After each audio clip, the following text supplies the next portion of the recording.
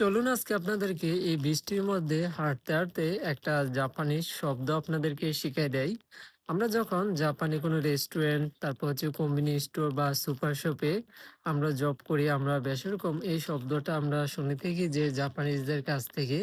যখন আপনি কোনো কিছু সঠিকভাবে করতে পারবেন, যদি একটা কাজ দেয় জাপানিজরা, যদি আপনি এটা সঠিকভাবে কমপ্লিট করতে পারেন বা আপনি যখন জাপানিজদের সাথে আপনি একটু ভালোভাবে কথা বলবেন, তখন তারা বলবে যে, "আনাতা জোজো দেsu ne" বা "আনাতা সুগুই দেsu ne" বা "নিহোঙ্গো জোজো দেsu ne" এই শব্দগুলো ব্যবহার করে। তখন এটার রিপ্লে আপনি কি বলতে পারেন যে, "ইয়ে মাদা মাদা দেস" এই শব্দটা আপনি ব্যবহার করতে পারেন। এটার অর্থ হলো, "না, না, এখনো আমার অনেক কিছু শেখার বাকি আছে।"